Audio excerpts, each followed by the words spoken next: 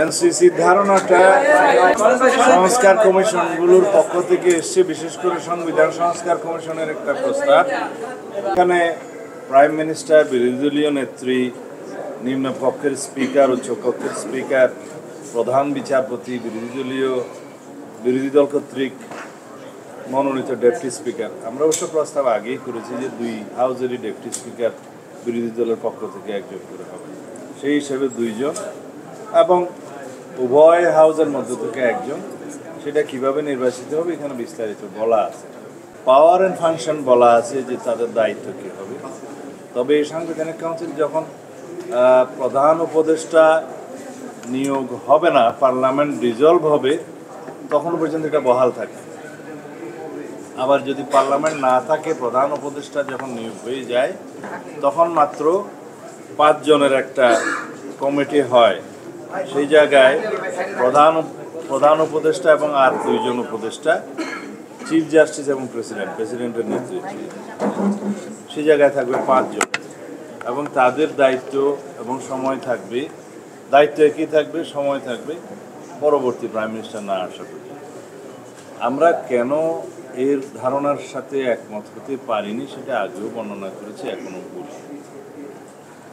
এইরকম একটি কর্তৃপক্ষ যেটা প্রস্তাব করা হয়েছে, তাদের যে ফাংশনসগুলো, তাদের যে দায়িত্বগুলো দেওয়া হয়েছে, সেগুলো এখন নির্বাহী বিভাগ কর্তৃক হয়, বিভিন্ন আইনের মাধ্যমে হয়, সাংবিধানিক বিভিন্ন প্রভিশনের মধ্য দিয়ে হয়।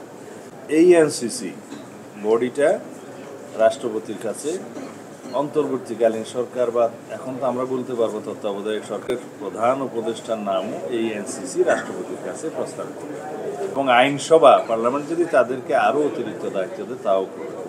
তো this are the power and function. এটা আমরা প্রশ্ন করতে পারি, বা আপনারাও প্রশ্ন করতে পারেন, এত দায়িত্ব, এত ক্ষমতা, এত নিয়ম, কিন্তু তাদের অ্যাকাউন্টেবিলিটিটা কোথায়? জবাবদিহিতে আছে? নাই।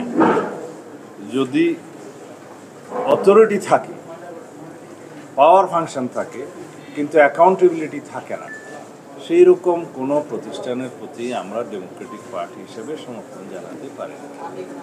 একটা অর্গান সৃষ্টি করার মধ্য দিয়ে কিন্তু একটা ইমব্যালেন্স সৃষ্টি করা, এবং সেটার যুক্তি হিসাবে অনেকে বলছেন, ওনারা যারা প্রস্তাব করেছেন তারা বলছেন যে অতীত অভিজ্ঞতায় বলে যে এগুলো প্রধান নির্বাহী কর্তৃক নিয়োগের ফলে রাষ্ট্রের মধ্যে একটা অ্যানার্কি সৃষ্টি হয়।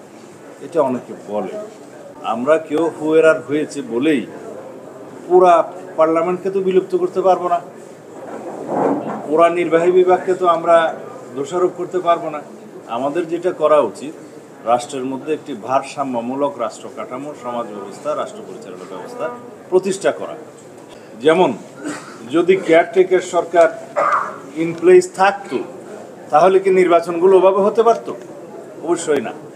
হয়তো কিছুটা ফ্লট, কিছুটা আপত্তি থাকতো, কিছুটা দুষ্টুতি থাকতো। তাইলে আমাদেরকে কেয়ারটেকার ব্যবস্থাটা প্রবর্তন করতে হবে, পুনঃপ্রবর্তন করতে হবে, পুনঃপ্রতিষ্ঠা করতে হবে, যেটার জন্য আমরা 16-17 বছর অবিরাম সংগ্রাম করেছি, আন্দোলন করেছি।